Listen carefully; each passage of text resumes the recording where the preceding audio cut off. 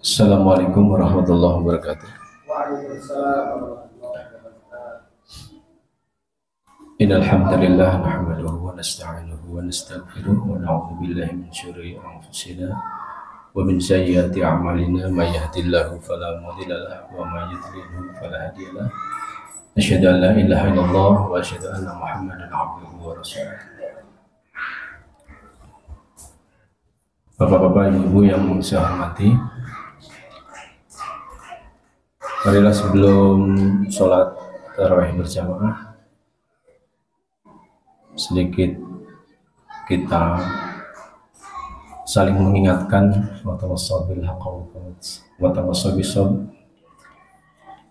dan alhamdulillah pada malam hari ini kita sudah melewati hari yang ke-13 Ramadan. Insyaallah besok kita masuk ke hari ke-14. Puji syukur kepada Allah Subhanahu wa taala tentunya sehingga pada malam hari ini kita bersama-sama bisa menjalankan sholat Isya berjamaah, yang selanjutnya kita akan melaksanakan sholat tarawih berjamaah. Dalam sebuah hadis Rasulullah bersabda, apa yang kularang bagi kalian, hendaklah kalian menghindarinya, dan apa yang telah kuperintahkan kepada kalian, maka hendaklah kalian melaksanakannya sesuai dengan kemampuan kalian.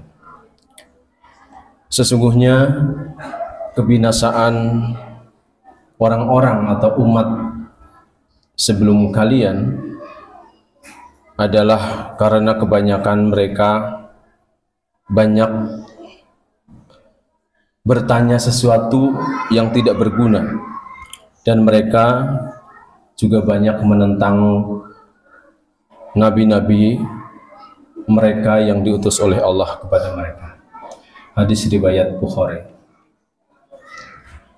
Bapak-bapak, ibu-ibu, hadis ini menunjukkan bahwa umat terdahulu sebelum Rasulullah itu banyak kisah-kisah yang oleh Allah dibinasakan. Karena apa? Karena mereka kebanyakan menentang terhadap ayat-ayat Allah. Apa yang disampaikan oleh Rasulullah kepada umat saat itu, kebanyakan mereka menentang, tidak memperdulikan. Bahkan beberapa nabi ada yang dibunuh karena mereka menentangnya.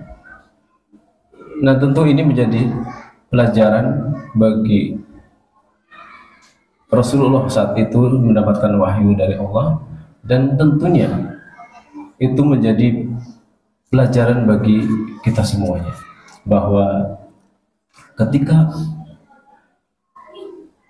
ayat-ayat Allah ditentang oleh manusia, oleh orang-orang yang mendapatkan seruan, tentu ada kemungkinan Allah akan bisa menurunkan azab. Tentu ini sesuatu yang tidak kita inginkan.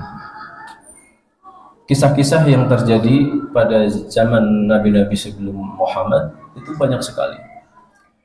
Kurang lebih di dalam Al-Quran ada sekitar 12 kisah umat yang dibinasakan oleh Allah karena mereka menentang terhadap ayat Allah. Seperti kita ketahui bahwa salah satunya adalah kisah Nabi Nuh dengan umatnya. Orang-orang yang diserukan ke jalan Allah oleh Nabi Nuh, mereka itu banyak menentang. Bahkan dakwahnya Nabi Nuh itu sekitar 80 tahun kalau tidak salah, atau 800 tahun. Itu hanya 40 orang yang diperolehnya. Yang mengikuti Nabi Muhammad itu hanya sekitar 40. Konon ceritanya dulu ketika Nabi Nuh menyerukan kebenaran kepada umatnya saat itu mereka memasukkan jarinya ke telinganya, bahkan menutup mukanya dengan kain, saking mereka tidak mau menerimanya terhadap seruan Rasul, seruan Nabi Nuh waktu itu, sehingga Allah menurunkan azab berupa air bah, ya, air yang begitu besar sampai menenggelamkan orang-orang yang menentang Nabi Nuh. Bahkan ketika Nabi Nuh diperintahkan oleh Allah untuk membangun atau membuat perahu, itu pun dianggap orang gila, karena terang benderang, tidak ada hujan, tapi Nabi Nuh membangun atau membuat perahu di atas bukit, sehingga sesuatu yang dianggap aneh. Itu kisah Nabi Nuh yang umatnya, karena Nabi Nuh berdoa kepada Allah minta tolong ya dengan keadaan umat yang hampir kebanyakan itu menolaknya, sehingga diturunkanlah azab kepada orang-orang yang menentang Nabi Nuh. Kemudian kisah kaum Tsamud, ya, itu di zaman Nabi Soleh, itu juga ada banyak orang-orang yang menentang Nabi Soleh, sehingga diturunkan angin, ya, dan petir yang sangat dahsyat, ya, sehingga binasa orang-orang yang menentang terhadap Nabi Soleh. Juga di zaman Nabi Hud, ya, itu juga mereka diadab, ya, karena menentang terhadap Nabi Hud, ya, yaitu dengan adanya angin kencang, ya, begitu besar anginnya sampai mau menaikkan pasir, ya, menerbangkan pasir sampai umat yang menentang Nabi Hud, ya, itu dikubur dengan pasir. Kemudian di zaman kaum Madian, yaitu di kisah Nabi Syuaib, ya, itu banyak kedoliman yang ada, ya, dan mereka tidak memperdulikan dengan seruan Nabi Syuaib, ya. Yaitu banyaknya kecurangan masyarakat waktu itu dalam hal jual beli, ya. Mereka banyak menipu para pembeli, mengurangi timbangan dan sebagainya, sehingga, dan itu sudah diperingatkan oleh Nabi Syuaib, tapi mereka tidak mempedulikan, ya. Dan itu sifatnya massal, ya, kebanyakan, sehingga Allah marah, diturunkanlah azab, ya, pada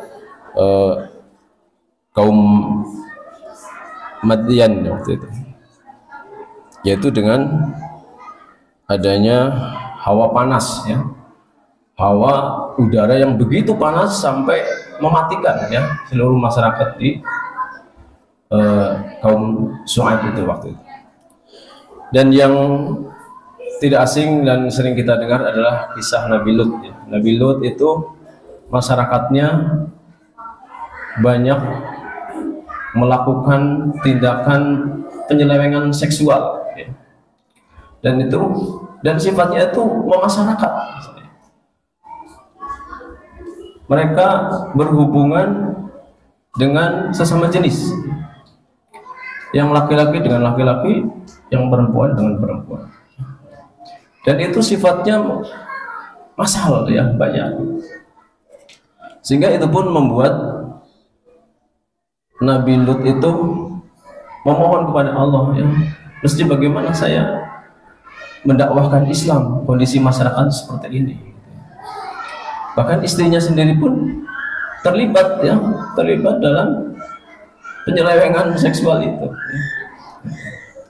Dan Allah akhirnya menurunkan azab dengan hujan batu, ya, kalau saya, hujan batu, dan Allah menaikkan tanah, ya, sampai saya kurang tahu berapa meter ke belakang. Tapi begitu udah hujan batu, tanahnya diangkat, ya, sampai ke atas, kemudian dibalikan si tanahnya.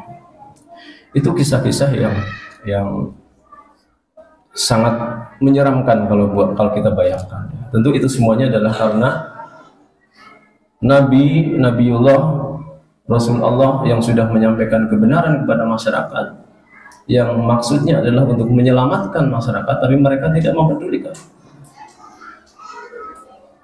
Hanya Nabi Muhammad ya yang menyampaikan kebenaran, tapi beliau tidak memberikan adab seperti nabi-nabi sebelumnya. Hanya adabnya apa? Adabnya buat masyarakat musyrik itu adalah dikalahkannya gitu ya, sehingga itu dimenangkannya Rasulullah Muhammad ya dengan adanya Futuh Madinah, Futuh Makkah gitu ya. Dan itu sangat bersyukur ya masyarakat Makkah, masyarakat Madinah dengan kedatangan Rasulullah ya. Tentu kita sebagai penerus perjuangan Rasulullah, kita berharap tidak terjadi seperti umat-umat sebelumnya. Dan tentunya harapan kita adalah kita pun sudah memahami Islam, tentunya tidak cukup hanya paham dalam artian kita melakukan secara ibadah ritual saja, tetapi hukum-hukum yang oleh Allah sudah jelas diturunkan di dalam Al-Quran, yang diajarkan oleh Rasulullah, itu seyogianya dan seharusnya itu bisa dilaksanakan, bisa menjadi hukum atas manusia, hukum dalam kehidupan kita sehari-hari. Dan lebih tingginya, harapan yang tertinggi sebuah umat yang memegang kebenaran adalah bisa diberlakukannya hukum-hukum Allah di muka bumi. Tentu itu harapan kita, cita-cita kita. Dalam Quran surat Hud ayat 120, Allah berfirman, dan semua kisah Rasul-Rasul kami ceritakan kepada Abu Muhammad, agar dari kisah itu kami teguhkan hatimu, dan di dalamnya telah kami sebutkan, kami teguhkan kebenaran, nasihat-nasihat dan peringatan-peringatan bagi orang-orang yang beriman. Itu dalam Al-Quran, kisah-kisah yang ada dalam Al-Quran berupa adab yang sangat pedih, yang sangat besar bagi umat-umat yang menentang ayat-ayat Allah. Tentu itu menjadi pelajaran buat kita semuanya yang mengaku diri kita beriman. Dan tentunya kita harus bisa menjalankan iman dengan sebenar-benarnya iman. Sebagaimana dalam Quran Surat Al-Hujurat, innamal mu'minal ladzina amanu billahi, sesungguhnya orang-orang mukmin itu adalah orang-orang yang beriman kepada Allah, wa rasulihi, dan kepada Rasul, summa lam yartabu, kemudian mereka tidak ragu-ragu. Nah, inilah ya. Jadi keyakinan kepada Allah, keyakinan kepada Rasul, jangan sampai ada keraguan sedikit pun. Wajahadu bi amwalihim wa anfusihim, dan berjihad memperjuangkan Islam dengan sungguh-sungguh, bi amwalihim wa anfusihim, dengan harta dan jiwanya, fi sabilillah, di jalan Allah. Ulaika humus shadiqun, mereka adalah orang-orang yang benar. Demikian, mudah-mudahan bermanfaat, dan kita mudah-mudahan di Ramadan ini semakin banyak beristighfar, semakin banyak merenungi tentang kehidupan kita. Apakah kehidupan kita masih jauh dari nilai-nilai Islam, dari syariat Islam? Tentu sementara kita baru bisa berdoa dan bersungguh-sungguh untuk bisa menjalankan Islam dengan sebenar-benarnya.